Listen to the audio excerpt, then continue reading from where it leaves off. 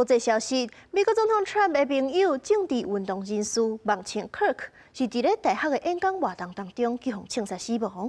嫌犯 Robinson 即阵是已经抓到啊，有可能会去互用加重谋杀、妨碍司法等罪名，上见9月16起诉。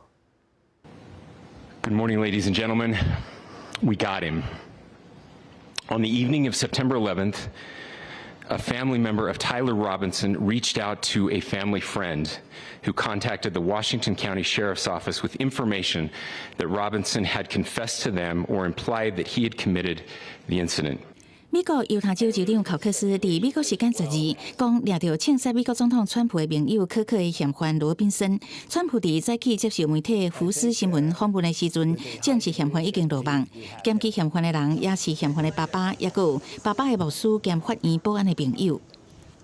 Did the father know about what the son had done? I don't know. I'm going to let you get all those questions later because I can't tell you how accurate. I hope he was going to be found guilty, I would imagine, and I hope he gets the death penalty. What he did, Charlie Kirk was the finest person. He didn't deserve this.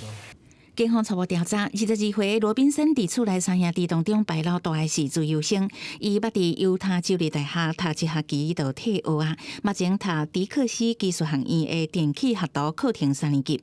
枪击案发生了后，罗宾森的爸爸看到警方公布的嫌犯相片，甲后生对峙。罗宾森也坦白承认，家己就是相片内的人。爸爸捌考劝伊自首，不过伊表示甘愿自杀，嘛无愿意投案。伊的亲情捌甲警方讲，罗宾森最近这几年愈来对政治愈热，伫食饭的时阵表示无介意科克的政治观点，认为科克一直伫传播仇恨的言论。